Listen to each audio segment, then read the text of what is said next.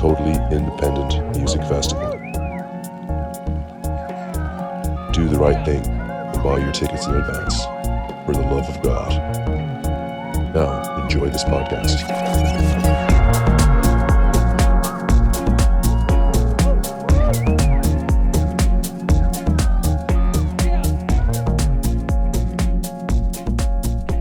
Hello, and welcome to the Shnug presents Éalú Le Grá. My name is Richard Loftus. And I'm Lavin. In this series, we will delve deeper into the music and arts festival Éalú Le Grá as it goes into its third year. Today, we are joined by Tara Clarke, producer, and Eoin Finn, curator of the Light Lab. Thanks for joining us, guys. Thanks for having us. Yeah, absolutely. Tara, we'll start with you. You were kind of driving all over the countryside last night. Yeah, well, this is, if you're a festival producer, you have a massive grá for festivals, and so you have to make sure that you keep on top of them and go to them all, and it's quality control and all that kind of stuff. I was at Shnug last night, or yesterday, and I brought... Where is that? It's up on the hill of Shnug, so it's in Westmeath, maybe 45 minutes from Athlone, roughly. Okay, brilliant. So I've been going to Shnug for a long time, probably around 17 years. Oh, wow. On and off, I started going with my daughter when she was very young, and now I'm going with my second daughter, who is 7. So we went and just did the day. Usually I would stay up there overnight in the camper van, but I had other kids with me, so they had to get them all home. But yeah, it was great, and it's going from strength to strength. It's under new management, and as with all festivals, when it changes management, everybody is very speculative as to how will go, and nobody likes to see change and adversity.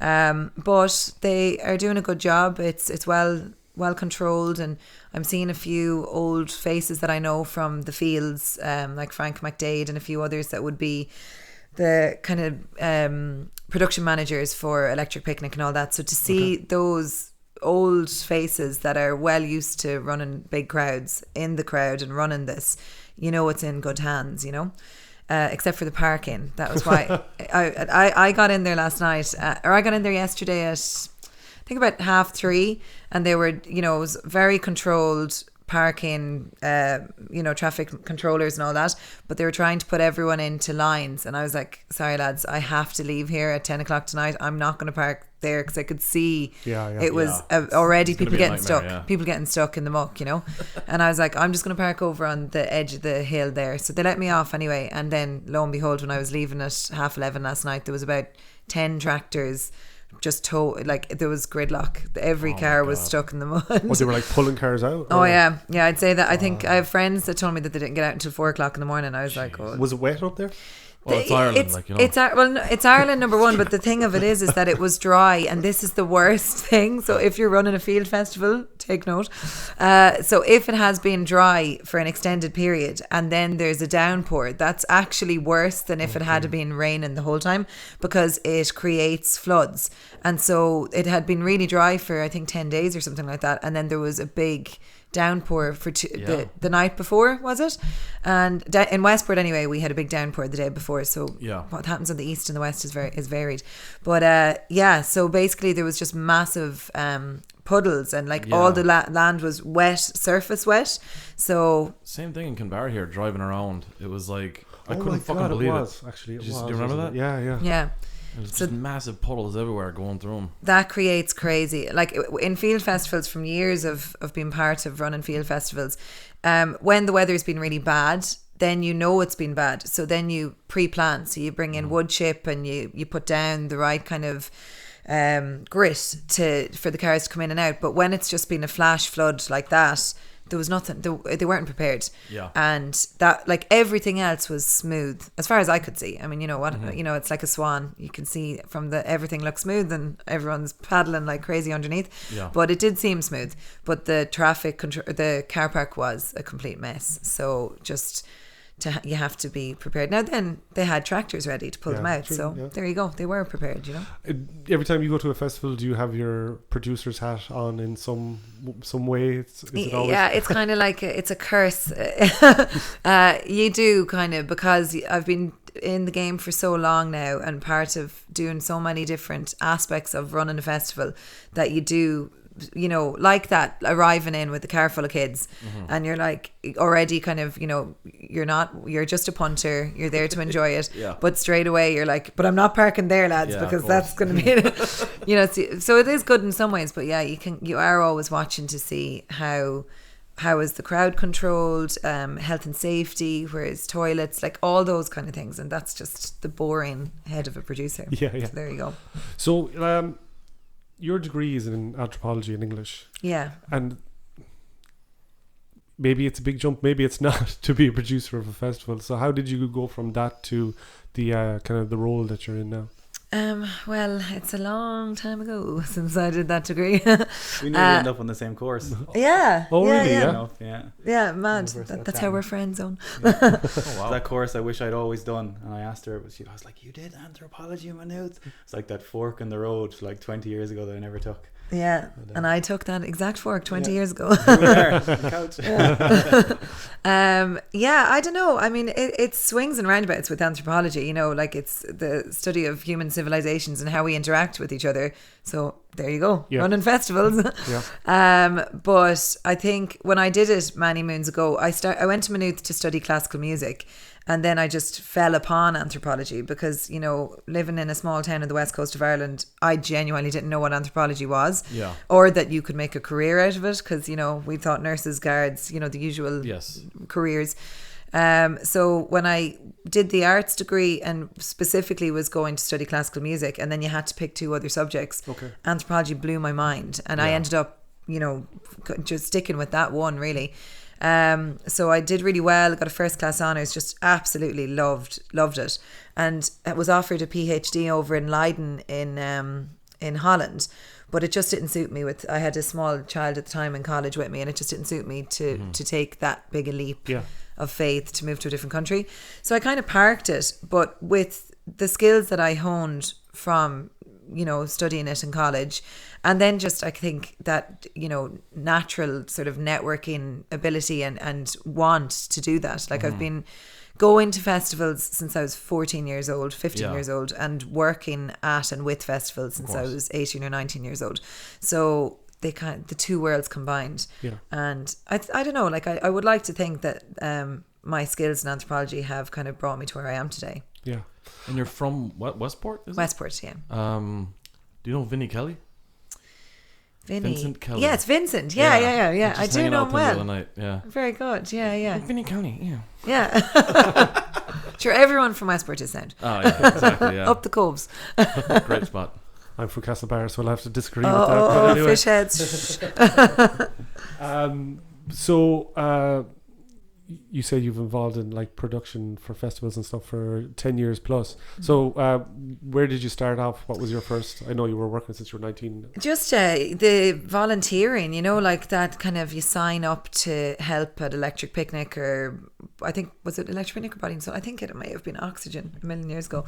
And, you know, you're just wanting to go to the festival but not having enough money to pay for the ticket, and of course, trying to wangle away in one way or another. And then through your wangling ways, that's where you start networking and you meet people, and it starts with volunteering and getting selected, and then, you know, work your way up. So it starts with like litter picking, and then you might be put backstage, and then you might have to mind a stage. And then I was in charge of VIPs at Electric Picnic one year, so I'd have to keep the green room and look after them. And the whole time you're building your relationships with the people in the background. So, you know, and that, like, at this point in my life, I think I'm actually excited to go to All Together now, because it's the one festival I don't know anything about. I don't I know the production managers and all that, and I know I'll know everyone in the field, but I don't know the layout, and I'm excited to not know it. I'm not even going to look it up. I don't want to know where any of the stages are or anything, because at this point, where I know nearly every other festival in Ireland, I'm excited to go to one that I don't know, and I can't break in the back door. I don't know where the back door is, you know. So, but yeah, it starts with that. And for anyone who's interested in getting into production, like loads of people I know went and did event management and things like that, you know, and I didn't do any of that stuff. So I'm a jammy bitch, really, to have gotten to where I am in my career.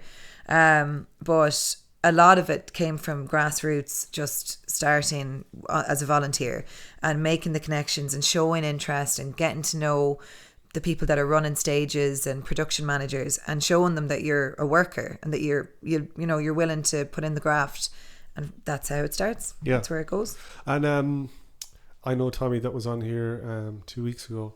He was saying that they were working previously at Westival. Yeah. Is that how your connection started, or did you know him beforehand? Or so it feels like I know these boys for a long, long time. It's like talk about soulmates or something, but I don't actually know them that long.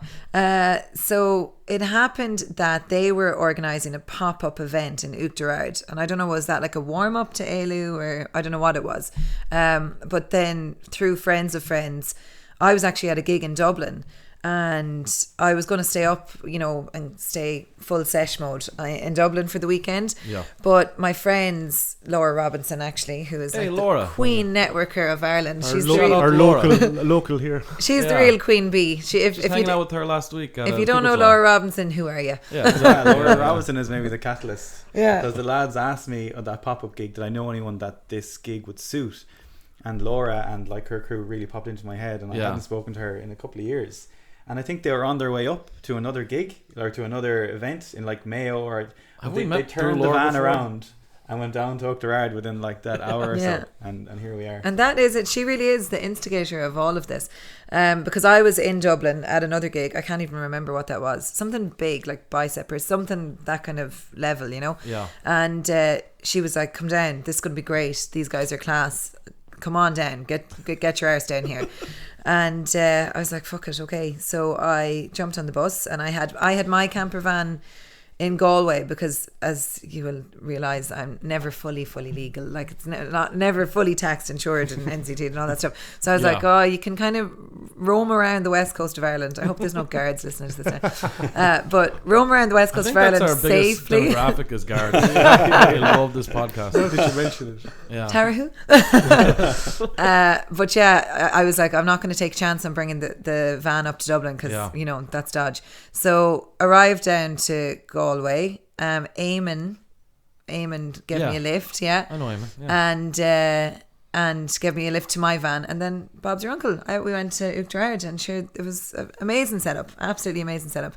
So I was really impressed with the lads at this point, and I was producing Westival, and we were middle of COVID, so I had been producing Westival since 2018, and we'd had like a shift in the team and all that, and COVID. Running festivals during COVID, if you can do that, you can do anything, because you had to diversify all the time. Like we were, 1 minute you were allowed to have 100 people, the next minute you had to have 25 people sitting down. They had to be eating. Then it was just all kinds of mad stuff. So when I saw the lads and their setup and their roll in and roll out, leave no trace, and there really was, like, myself and Eoin actually went out was it 2 days later to pick up. I'd left hammocks, and I don't know why you were out there. I left was it car keys? The old, leaving them those keys. little old things. But we went out anyway, and you would not have known that there had been anyone there. Like, wow, I was so impressed, so impressed. So then I thought like that it would be really cool, because I had like when I was running Westfield, I kind of had the keys of Westport, so I had like loads of different venues, empty buildings, all that stuff. Everybody just gave me everything, and I was like, how do we use some of the old abandoned Dunn stores is a building that was gifted to us, and I thought with the massive space that it was and the restrictions as to where they were at the time, that we could do something really cool with the Éalú Le Grá lads. So I asked them would they be interested in running a stage, and that was kind of the beginning of it. And then it was a brilliant idea, and we were going to have a stage that was going to be running all weekend, and had even cleared it with the guards that we could have like a bar in there and everything, which was, legal. And then COVID level 4 hit back in, and you could only have so many people. It just wasn't going to wash its face with the amount of people. It was all kind of based off if we could have 200. I think it was weddings were allowed 200 at the time, and if we could have a capacity of 200 and there was interest to have that, then we were all winning, because the lads would, we were all washing our face and more. But when they brought it down to, I think it was 25 or something crazy. It was just going to be money down the drain, and it wouldn't have got its proper airing. So, but Tommy, amazing, like absolute legend. So at the same time, I also, like with Westival, it's a 64 multidisciplinary event. So that was just one stage. So there was loads of other things going on, and I was building a pop-up art gallery, and Tommy stayed and helped me do that. So it was kind of like a bartering of services. He helped me get Westival off the ground in a very tricky year, and then the following year, then was it the following year or is that September? I can't remember. The following year, then I helped with Éalú, and that was kind of where we began. Yeah. And Eoin, just to include you into the conversation, when did your connection with Éalú Le Grá begin then? Well, the connection, I've been at it every year for the past 3 years, but I'd say the connection started with Passion Fashion. I might have been mentioned in the last podcast. I know Owen Joyce, who was one of the helpers in that, and I was interested in like the balance between an event that like had a few different strands to it, like a good night out, but also a conscious event with like public. There was a good public speaker there that day as well, and I met Emmett there as well. He was like he's part of the Bill crew, and yeah, that's where it started. And I arrived down on the Saturday in Roscommon, and I went to the Light Lab section at the time.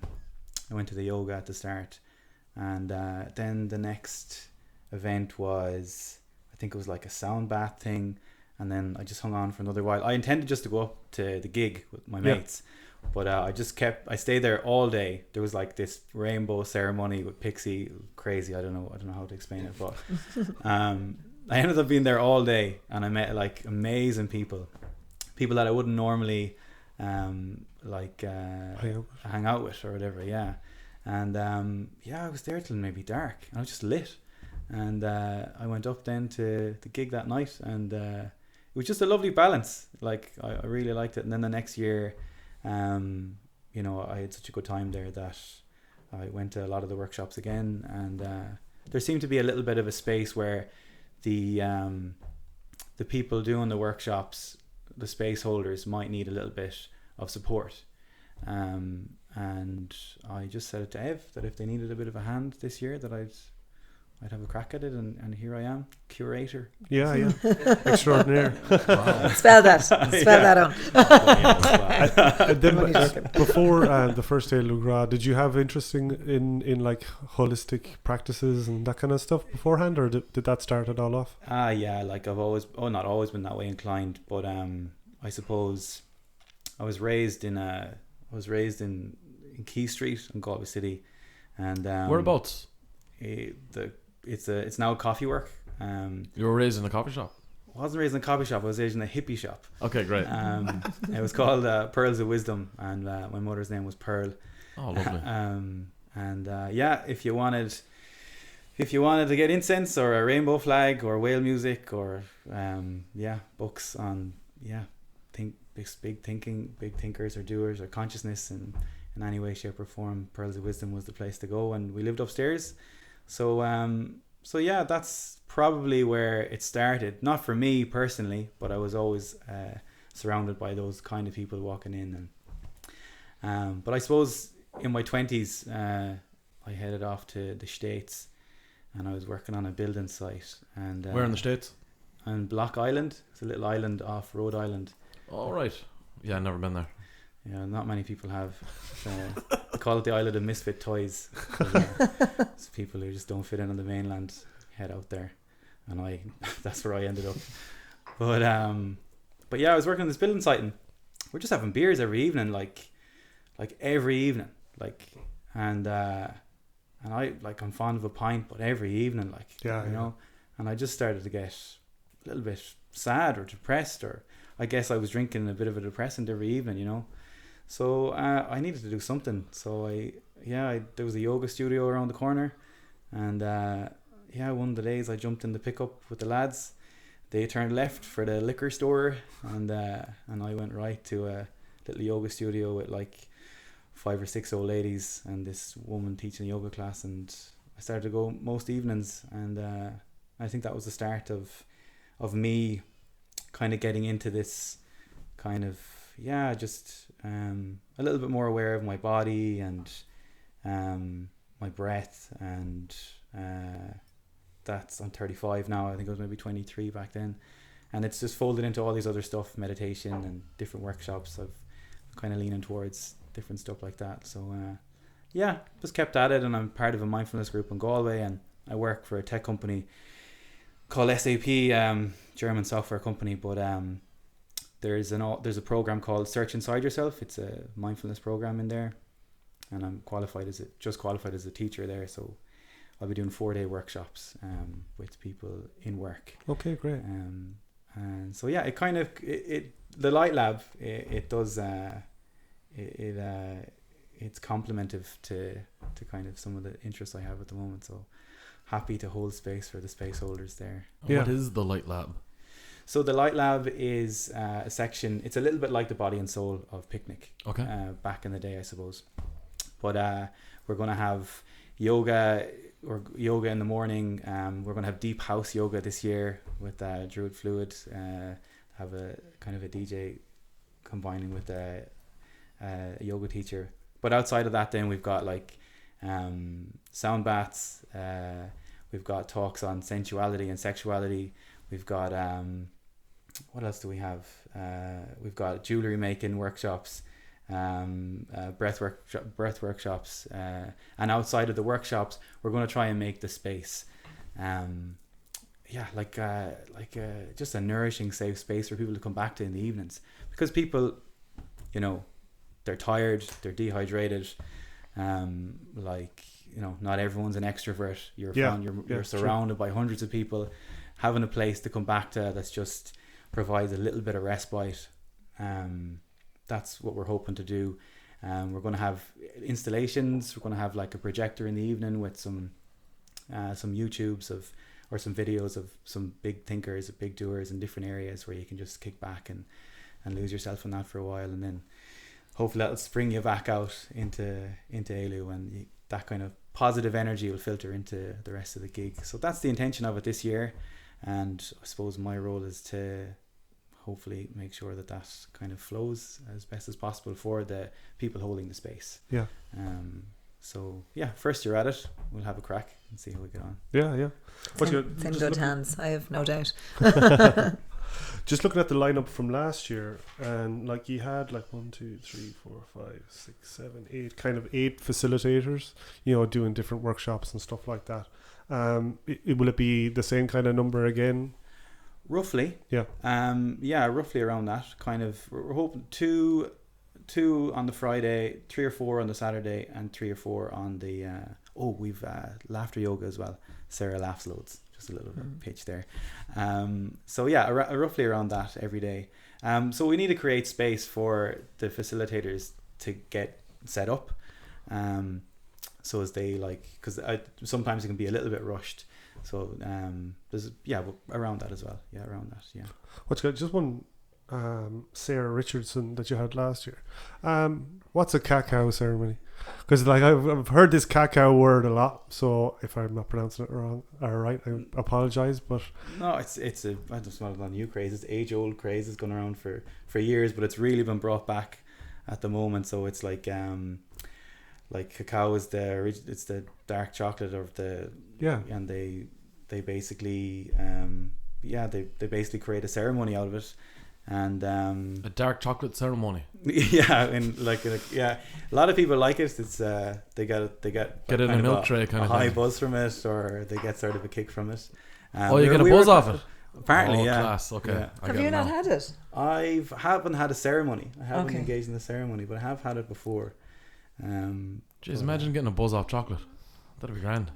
I've done a few cacao ceremonies, and it's nice. It's kind of, it's like mindfulness. So it's effectively hot chocolate. I'm sorry to say, but it is, and it's but it's from the Amazon, and it's very tasty, and it's dark, and they put like different kind of sweeteners into it, which would be like beneficial to your health and stuff. We're not talking sugar and stuff. It's really nice stuff.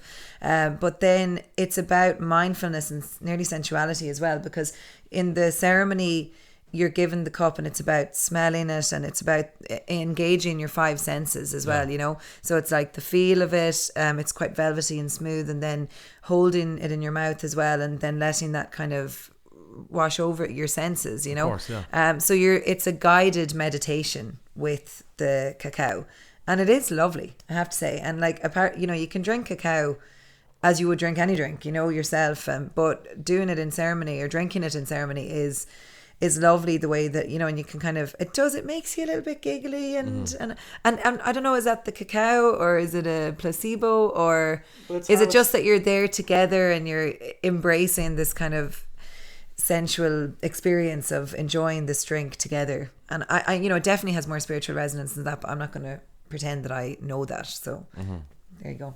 Yeah, thanks, Tara. Yeah, like I suppose when people create a ceremony about anything, we get to look at the deeper meaning for it, and then we've more appreciation for it. Yeah. And I think cacao like embodies that.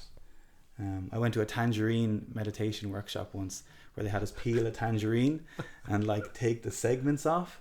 They were like, you know, like, picture this tangerine. Where did it come from? The universe is like put it in this lovely little case that we can peel, and it's all segmented. We can put it into your mouth. Now put it into your mouth and bite. And like this little burst of like tangerine. So everyone was like, wow, this is amazing. Should do like a Buckfast ceremony. Plenty of them. We do plenty of them. Picture where it comes from. Now we'll take the lid off. That's our religion. What number is it? Remember the brown bottle. Can you not get the brown bottles? It's all green now. It's all green. It's all green, baby. Yeah. Scottish takeover. When did that happen? It fucking over COVID, I think. No, I don't believe you. All they find now is green bottles. I think I've drank brown bottles. Where did they come from since COVID this year? Probably brown till it's drank, then it looks green. Yeah, maybe. I don't know. Anyway, all I've seen around here is green bottles. Okay. So maybe there's some brown bottles somewhere else in the country. Anyway, we'll do that at the ceremony. Yeah. Can you imagine doing like that, like the cacao ceremony? You have to hold it in your mouth. Yeah. A year later, everyone that came to Éalú Le Grá had no teeth. So it's a tool to kind of think differently about the space you're in, or something like that, kind of, is it? Yeah, we all like Agatha and Martin have a Marcin. They have a Blue Lotus tea party as well, where they create like I think Blue Lotus tea was it's supposed to be an aphrodisiac of some sort, and Cleopatra used to drink it years ago, so they do a background story of it, they pass it around. I think they even smoke some of the tea leaves. That's going to be a part of the sound bath. They kind of do a combination sound bath, tea lotus. But like, I mean, if anyone just handed you a cup of Blue Lotus, like, you'd drink it like it was, I don't know, like fucking rhubarb. Yeah. But if someone does a story behind it and builds up the understanding of it, you've better appreciation for it. So I haven't done a cacao ceremony, but I've done all the Blue Lotus and everything. I do believe it is you definitely get some kind of a buzz off that tea. Definitely. And just to say that I was actually with Agatha and Marcin yesterday up in Shnug, and the sound bath that they do, I'm delighted to hear they're going to do the Blue Lotus tea with it, but he plays the didgeridoo, and he walks over you, so he plays the didgeridoo over you, so you get a wash with the sound of the didgeridoo, and it is just amazing. It's like, I mean, sound baths are amazing anyway, with the gongs and the different percussion instruments and, you know, like different tinkly sounds and stuff, but when he actually plays the didgeridoo over you, and you'd have your eyes closed, but you can feel it come through your force sphere, is that right? I don't know what the word is. I like it. I'm going to go with it. It is now. But it's really, really cool. So anyone that is going to Éalú Le Grá, you definitely make sure that you sign up. And I would say, because I was kind of helping curate the Light Lab last year, and just to, you know, have a look at the lineup and have a look at the workshops and think about what you want to do and sign up for them in advance, because there is a capacity on these things, and Like this next week now, I'm going to produce Mana Festival up in Bellurgan Park. And again, with any of these, it's in Dundalk. But with the workshops, often there can just be a surge of people, and it's easier for the organisers and the curators and the producers and all that stuff to have an estimation of how many people are going to be going to these workshops, because it's not enjoyable if 100 people are packed into a room that has a capacity of 30. So if you sign up in advance or make it known in whatever way that you want to do this, then they can, organise second and third, facilitate it. We can facilitate it, And that Mana Festival, it's kind of like it's an alcohol-free festival. Is that correct? Yeah. So there's a load of cacao going around there. Loads. Yeah. Flat out on the cacao. What festival? It's called Mana Festival. An alcohol-free festival. Yeah. Okay. And it works. Nice. That's it really great. works. Yeah. It's very cool. That's wonderful. So, just go back to you, Tara, for a sec. What are the different challenges producing something like Éalú Le Grá compared to Westival? Because that's... Yeah. So I kind of have started, like, I've broken them down in my head to field festivals. So Éalú Le Grá is a field festival, and then Westival is it's in locations around the town and stuff. So when you're dealing with venues and businesses in town, you have to be very politically strategic as to how you go about, because the number one is that the business is looked after and how it benefits them. So it's all about how you can get them to come on board with you and to even pay certain, like you can do 80-20 splits and things like that when you're programming with them. But it's all about making sure that they are felt that their business is looked after as number one. And it's that then you've got stage managers. So when it's in different locations and venues around a town, those business owners will look after that themselves as long as they feel supported by you. So they will look after capacity, they look after tickets, they look after security, all that kind of stuff. And then you're just kind of like micromanaging all these different people. That's the way it is. But Éalú Le Grá then is, and any field festival is a different beast, because you are bringing large quantities of people into a field, and it's more so like the only thing that you'd have the concern about capacities is the likes of the workshops and stuff, and that is really, it makes for a smoother experience for everyone if you can keep an eye on those capacities and have it pre-programmed in advance. But then apart from that, it's about crowd control. It's your main thing, so that nobody is ever feeling like that it doesn't get dangerous, obviously. Yeah, of course, toilet facilities, security, parking, really is boring and all as it is. It's a big one. And then just that things run smoothly. Like the guys do a really good job of, and they're one of their main ethos is that there's leave no trace. So it's like that there's actually teams and volunteers and people put in place to make sure that it's lead by example. Like when you have large crowds of people, it's like having a big bunch of sheep, really, Yeah. And it's like, if it is okay. Gotta get the Sorry, lads. Few black sheep. But if there's a good quantity of those people, leading the way as to here is the recycling areas and this is the way to go, and instead of all surging into that one entrance, why don't we just take a step back and stuff? It's very simple. It's very, very simple. Yes, but it's just about having people in place to do that, and that's why it's really good to have volunteers and kind of have had kind of pre-production meetings and talks, and just like giving the people that you've hired or that have come on board voluntarily to be those leaders of example, that they know what they're doing and that they know the flow and that you've discussed how it's going to go, and then off you go. Do you know? So it's different in that way. Yeah. And then say the work you do with Once Off Productions and the Production Corporation. The Performance Corporation, yeah. God damn it. Would any of those people that you're involved in would that overlap in a kind of the field festival? Madly enough, no, not really. Like my festival production experience has been paramount in that world, because it's just so different. Like Once Off Productions, I produced the Irish Times Theatre Awards for them last year, and genuinely have not really crossed paths with anyone in that world of that would be the same as me, Yeah.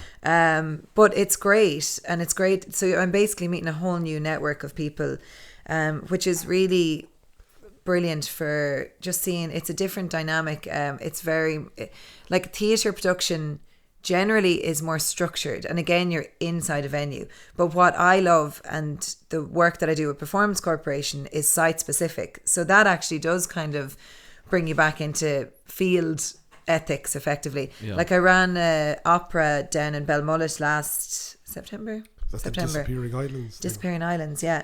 And so it was based around a tidal pool, and so we're bringing like really amazing performers, like opera singers, kind of top of the game dancers, international dancers, sound engineers, sound designers, people that are usually used to being in a theatre or in a big space like that, and putting them out on the absolute arse end of the west coast of Ireland, and having to get in and out of the sea and all that stuff. So you've got all those kind of dynamics. What time of year did you do that? September. The poor feckers.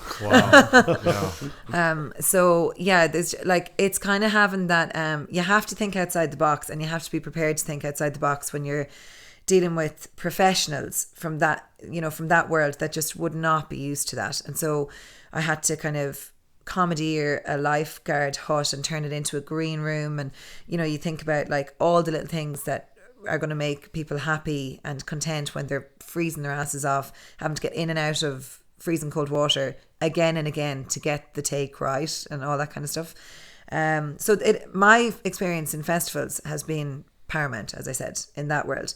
And I guess from the other way around, it's a whole new world of networking, a whole new world of connections. And with Once Off actually lent us some pretty amazing projectors last year. So they have access and ownership of amazing technology that we wouldn't necessarily have in the grassroots festival world.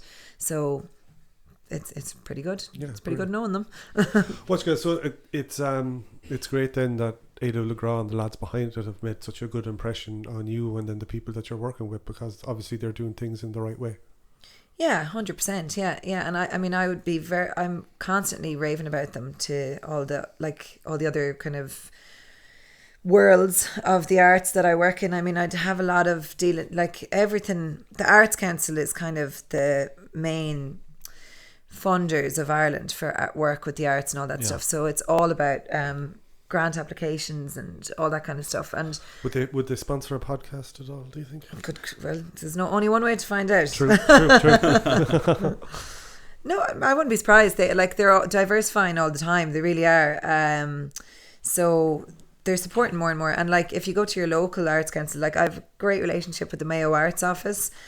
So it's always like, even with dealing with the guys, like I wouldn't know the Galway Arts Office as well, but I would definitely implore them to get to know them and get to know who. And it's that thing of, you know, it's like the best way to get to know people is to help out with other things. And that's where I think that Éalú Le Grá lads are pretty good, you know, like they're always kind of supporting other endeavours that are going on around Galway, and that's where you build up your network, because it's not just like, here, help me, give me. You're like, you know, you give back, and then people feel that, well, look, they really helped me out of a bind, which is what happened with Westival, and then you want to help them out, and you build these relationships through that, getting things off the ground, you know. And it must have had the same kind of impact on you, Owen, that you wanted to get involved, that the lads were doing things in the right. 100%, yeah. Like, how many people this year? Is there like 80 co-creators, 90 people going out of like a 400 person festival? So one in every 4 or 3 person you meet has had some impact on the festival. It might be a builder, an artist, a workshop facilitator, and yeah, you just see it growing. Like it's like a fungi.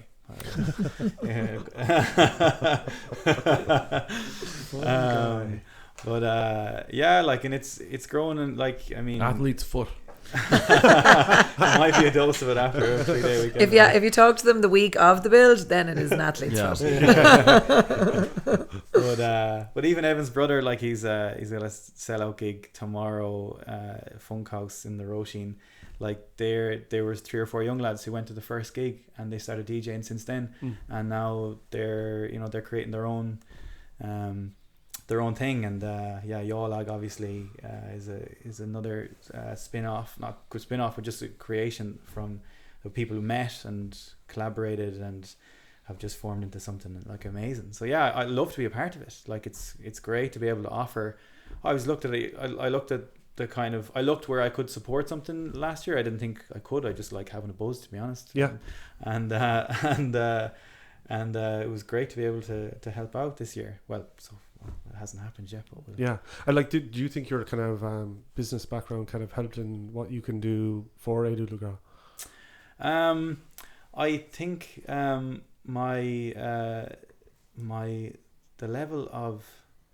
level of pressure I put on myself to get things done in the business world will definitely contribute to getting this done in a month's time. To be honest, I think growing up in the shop where all of these different people coming in and out, I just love people. That's why I wanted to do anthropology, just to study different people and cultures, and it's always been like a huge joy for me to be in those situations. Like, I think it's a nice combination. I think it's just nice to be a host and to greet people here and make sure they feel safe and that they've got a safe space to come back to each time. So yeah, it's a real privilege. Yeah. Well, I think that's it, guys. Thanks so much for having us. Éalú Le Grá. For having us. Huh? For having us. We're having them, aren't we? Oh yeah, it's true. It's been a long day, Lavin. All right. So where can people find tickets for Éalú Le Grá? They can find them on the website éalulegrá.ie. We can dub that over. Yeah. But I do want to say that Éalú Le Grá is a community, and that's like, as Eoin was saying there, it's like a springboard for, if you have any interest in just kind of being part of a really cool community, or you've got an interest in sort of, you have something to give, or you have something to show, or you want to be part of a family that, that's what it is. It's not like your electric picnic where the show is put on for you and you're just a punter. It really is that you come along and you get involved, and you can't but help get involved, whether you're sitting around a fire talking to absolutely the people that it attracts. Like, I'm just constantly amazed, and like that the group every year, the family grows and the relationship is maintained. Like, the WhatsApp group is constantly active. I work all over Ireland, and I meet people and go out of my way to meet people I met at Éalú Le Grá for coffees and pints and stuff, because they're just fascinating. So what a cool community to be part of. And come and join the crack. Great. Well said. Well said. Absolutely. Okay, guys, thanks so much for joining us. Thanks for listening in. Get your asses out there and buy some tickets for Éalú Le Grá. Talk to you soon. Slán go fóill.